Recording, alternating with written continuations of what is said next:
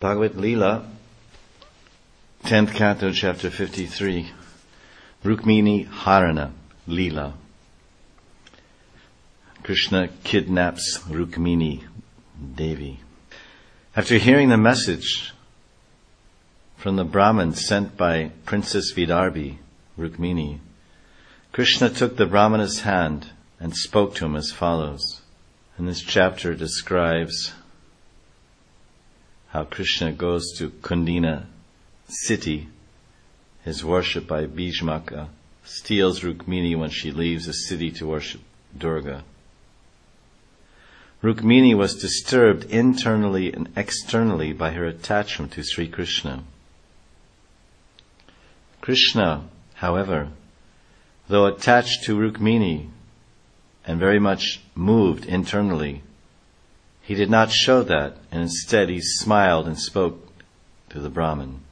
As Rukmini's mind is fixed on me, my mind is fixed on her. I cannot even sleep at night.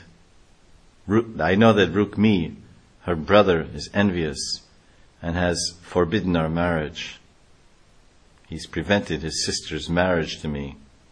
Rukmini has dedicated herself exclusive to me, my dear Brahmin, and her beauty is faultless. I will bring her here after thrashing those worthless kings in battle, as one brings a blazing flame out of firewood. Krishna, by this Krishna is implying Rukmini, who is enveloped by wicked members of the royal order like Rukmi, she herself will cause them all to become burned up. I, on the other hand, will only be the stimulus for that. Krishna ordered Daruka to ready his chariot. Krishna's chariot had 4 beautiful horses named Shaibya, Sugriv, Meghapushpa, and Balahaka. Shaibya, the horse named Shaibya, was green in color like a parrot's wing. The horse named Sugriva was yellow gold. And Meghapushpa, that horse was the color of a cloud, dark blue rain cloud. And Balahaka, that horse is whitish. So Krishna's 4 horses yoking his chariot were brilliant green, golden yellow, dark blue, and whitish. Then Krishna and the Brahmin mounted the chariot, and they arrived in Vidarbha in a single night. Krishna heard the message of Rukmini from the Brahmana in the evening in Dwarka, and he immediately left on his chariot and arrived in Kundina early the next morning. Due to attachment to his son Rukmi, King Bhishmaka consented to marry his daughter Rukmini to Shishupal, and he had decorated the city accordingly for the marriage. The men and women of Kundina city were wearing spotless clothing, brilliant, valuable necklaces, fragrant scents and flower garlands, and their bodies were covered with sandalwood paste. The main roads were cleansed and sprinkled with water, and decorated with various kinds of banners on flagpoles. Rukmini wore 2 pieces of new cloth, fresh from the loom, because only spotless clothing fresh off the loom should be worn during auspicious ceremonies. And she was adorned with excellent ornaments. The best of Brahmanas chanted mantras to create auspicity for the protection of the bride, from Rigsama and Yajurveda. Damagosh, the lord of Chedi, had also engaged Brahmanas to chant mantras for the ceremony of his son Shishupal's marriage. The father of Shishupal, King Damagosh, traveled to Kundina city with his armies of elephants, dripping mada, which is a liquid which is dripping from the foreheads of elephants while they're in procession due to the passion of their hearts.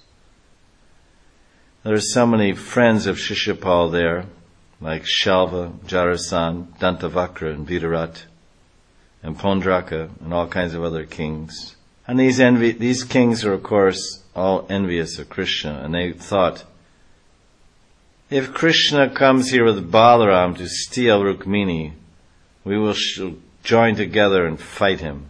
All these kings came to the wedding to make sure that Rukmini was given to Shishupal. Hearing from various persons, Balaram went to Kundina with a huge contingent of troops. Due to his strong affection for his brother, he was worried about his brother. The lovely Rukmini was anxiously awaiting Krishna's arrival, and she was wondering, I do not see the Brahman returning with any news. Alas, my wedding will take place when this night ends. Oh, how unlucky I am. Lotus-eyed Krishna does not come. I don't know why. And even the Brahman messenger has not returned with any news. Even before sunrise, Rukmini felt anxious, of fear and eagerness.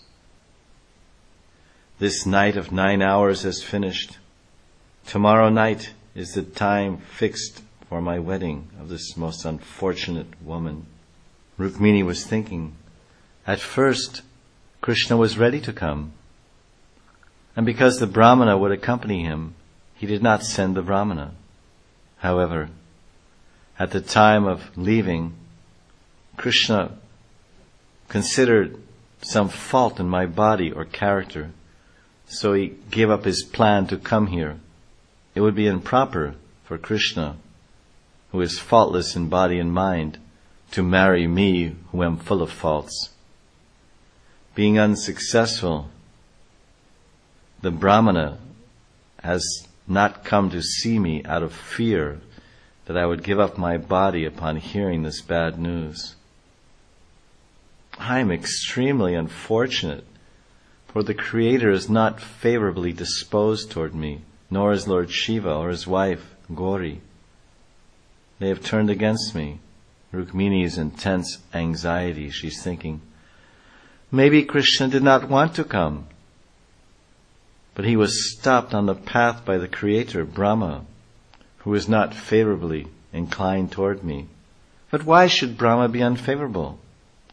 Perhaps the cause is Lord Shiva, who has become angry because of my failure to properly worship him on some occasion. But he, Lord Shiva, is Maheshwara, the great controller. So why should he be angry with such an insignificant and foolish girl as me? Perhaps the fault is Shiva's wife, Gauri Devi, who is somehow displeased with me, even though I worship her every day. Alas, alas, how have I offended Gauri Durga? So much that she has turned against me. But after all, Durga is also called Rudrani because she is the wife of Rudra, and her very name, Rudrani, means one who makes everyone cry. So perhaps Rudrani, Gauri Durga, and Shiva want to make me cry. But seeing that I am so miserable, that I am about to give up my life, why don't they soften their hearts? There must be some fault in Gauri's heritage. The reason must be that Durga Devi is also called Girija. She was Girija, she was born from the Himalayas, Himavati. Parvati. She's the adopted daughter of a mountain, Girija. So how could her heart melt? Because her heart is like stone. In her incarnation as Sati, she gave up her body. So perhaps she now wants me to give up my body too. Thinking like this, that young maiden, whose mind had been stolen by Krishna, closed her tear-filled eyes, remembering that there was still time. Rukmini thought, "O fickle mind, do not prepare to give up this body now, because the time of Krishna's coming is not yet past. Therefore, before giving up this body, let me see Krishna's face in meditation, Please do not prevent this, dear mind." Then Rukmini closed her eyes. While waiting for the arrival of Govinda, Rukmini's left thigh, arm and eye, and other bodily limbs trembled, which are signs of auspiciousness, Priyabhashina. Just then, the purest of learned Brahmins, carrying Krishna's order, entered the inner chambers of Rukmini's palace. He was especially ordered by Krishna. "Panditji, go quickly and tell Rukmini that I have reached the city gardens on the outskirts of the city." In the rapture of seeing Krishna in her meditation, Rukmini was glowing. Due to her extreme absorption and meditation on Krishna, Rukmini was walking inside her chambers with the purpose of going to Krishna. Seeing the Brahmana's joyful face and serene movements, saintly Rukmini inquired from him with a pure smile. The Brahman said, "I, Sunanda Brahman, have come now from the side of your beloved. Please cast your glance upon me." Thus roused from her rapture of meditation, Rukmini looked at the Brahmana. Noticing his serenity and the joy in the Brahman's face, Rukmini's anxiety disappeared. Rukmini was expert in reading omens, so she understood from the face of the Brahmana that his mission was successful. She smiled slightly, Shuchi Smita, indicating her genuine joy. Previously, she had been falsely smiling to hide her inner suffering. The Brahman announced to Rukmini that Yadunandan had arrived. He described how Krishna had promised to marry her, relating his words such as Tam Anayishya. Tell Rukmini, I will bring Rukmini to Dwarka. Princess Vaidarbhi, Rukmini, was overjoyed to learn of Krishna's arrival. Not finding anything within reach to offer to the Brahman, she simply bowed down to him. She was thinking, what can I give to this Brahman to satisfy him as remuneration? Thinking like this, Rukmini simply bowed down, since she did not see any dear thing to express her indebtedness, even the offering of her own self.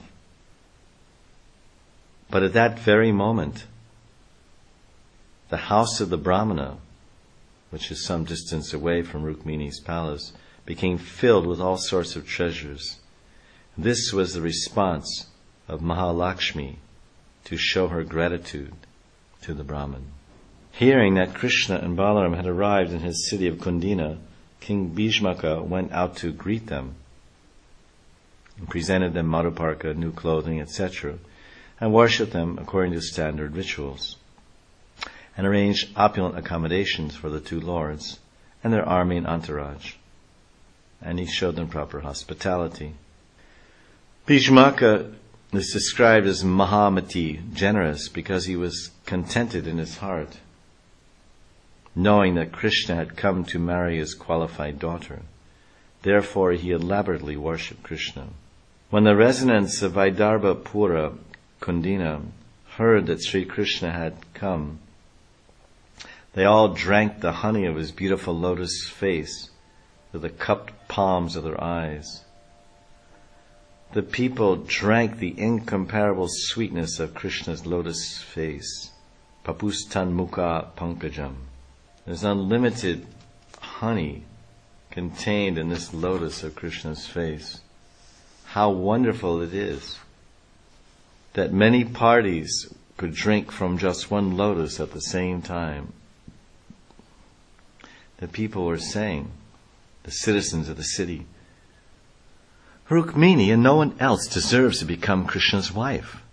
And Krishna, possessing such flawless beauty, is the only suitable husband for our princess, Rukmini. Vishwanath. This verse combines statements made by different citizens of Vaidarbha kingdom. 7 statements have combined into one. So 7 statements means that 7 different people were stating different things. One person said, "For Krishna alone and no one other." 2, he should accept Rukmini as his wife, not as an enjoyable object. It should be Rukmini alone and no one else. 4, this certainly must be and should not be avoided. 5, Krishna alone and no one else should be her husband. 6, for Rukmini and no one else is qualified to marry Krishna. 7, Krishna is perfectly suited, not at all unsuitable. In this way also 4 other statements could be made. Rukmini should certainly be Krishna's wife. There's no question about it. Krishna and only Krishna should be Rukmini's husband. Krishna should be the husband of Rukmini only. Krishna must be the husband of Rukmini. And they went on, next verse. May Achyuta, the creator of the 3 worlds, be satisfied with whatever sukriti we have done and show mercy by taking the hand of Rukmini. The citizen said, "Let Krishna be satisfied with whatever pious acts we have done. We offer all our pious credits to Rukmini so she can marry Krishna." The citizens spoke like this out of their deep love for Rukmini. Rukmini was carried in a palanquin from the city palace to the temple complex of Durga, which is outside the city. And then Rukmini walked the 15-foot distance into the temple while surrounded by guards. Mridangas and conchas resounded auspiciously. Rukmini performed achman and entered the inner sanctum of the temple. The Brahmanis, the elder wives of the Brahmanas, they led Rukmini in offering respects to Bhavani and her consort Lord Bhava, means Shiva and Durga. They were expert in Shastras and they knew of Rukmini's desire to marry Krishna. They had her worship Durga along with Shiva. They prompted Rukmini to pray thus. Rukmini should pray like this: O Durga, just as you, the wife of Shiva, are always united with Shiva, please make me Krishna's wife and keep me always united with him. Having seen Krishna, the elderly Brahmanis prayed in the same way as the citizens did previously. They all together said, "May the results of our pious acts be given to Rukmini." The elderly wives of the Brahmanas led Rukmini in chanting the mantra, "May Ganesh remove all the obstacles now facing me. May you consent that Krishna will become my husband." Then Durga answered, "So be it. May Krishna be your husband." Rukmini worshipped Bhavani with water, scents, incense, clothing, necklaces, jewelry, and all the right offerings, and so many ghee lamps. And the Brahmin ladies gave the prasadi, Bhavani prasadi ornaments to Rukmini. Then Rukmini offered respects to Ambika and took her remnants as prasad. Rukmini gave up her Muni Brat, her vow of silence, and left the Ambika temple, holding on to a maidservant with her hand, which was adorned with a jeweled ring. Now, in several verses, it describes the beauty of Rukmini as she came out of the palace, and all the assembled kings were there, sitting on their horses, and what they saw. They saw her beautiful virgin beauty, shapely waist, lovely face with earrings, beautiful raised hips, surrounded with a jewel-studded belt and budding breasts, and shy, hesitant eyes, surrounded by curly locks of hair. She smiled sweetly, and her jasmine bud teeth reflected the glow of her red lips. She walked like a royal swan, and her tinkling ankle bells beautified her feet. All the heroes were totally bewildered, afflicted with lust. Seeing her broad smile and shy glances, they dropped their weapons and fell unconscious to the ground. They fell off their elephants, chariots, and horses. On the pretext of the procession, Rukmini displayed her beauty for Krishna alone. With the fingernails of her left hand, she pushed some strands of hair away from her face and shyly looked from the corners of her eyes. Then she saw Krishna. Then, while the enemies looked on, Krishna seized the princess, who was eager to mount his chariot.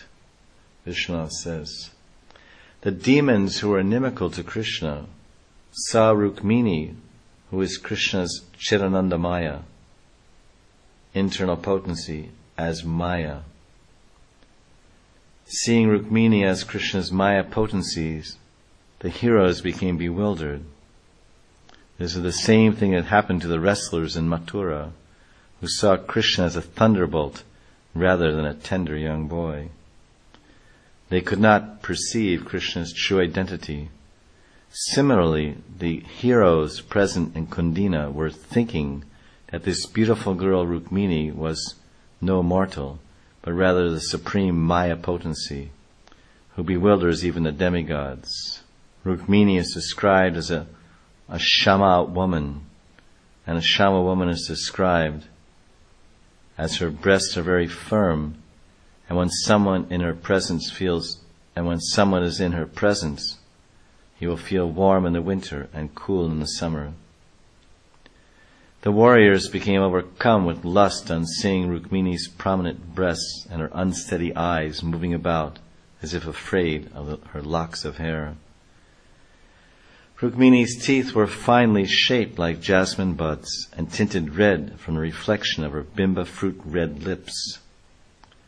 Rukmini's moving feet were beautified by the glow of her skillfully crafted tinkling ankle bells. The warriors were tormented by the lust generated by seeing Rukmini as Maya. This resembles Pururava,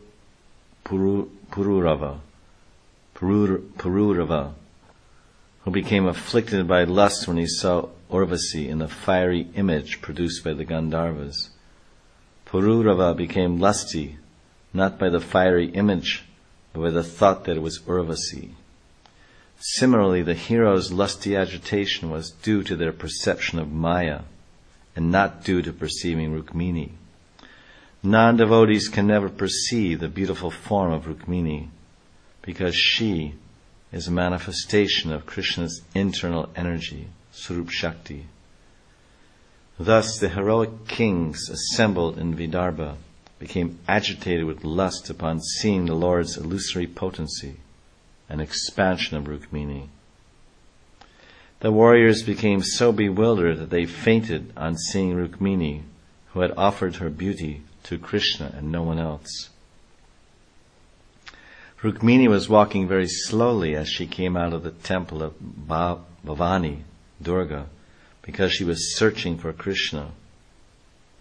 However, upon seeing the other kings present, she felt shy. But she would not show such bashfulness on seeing Krishna. Then Rukmini saw Achyuta. And the word Achyuta is used because Krishna never left her heart. Krishna lifted Rukmini onto his chariot. With Balaram in the lead, he slowly exited, like a lion removing his prey from the midst of jackals. The inimical kings headed by Jarasandha could not tolerate this humiliating defeat. They exclaimed, "Oh, damn us! Though we are mighty archers, a mere coward has stolen our honor, just as puny animals might steal the honor of lions. finding their defeat intolerable, the angry, envious kings abuse the Yadavas. We are unfortunate because our fame has been stolen by cowherd men. Grantaraj Srimad Bhagavatam ki jai. Jai Jai Shri Radhe. Jai Jai Shri Radhe. Jai Jai Shri Radhe.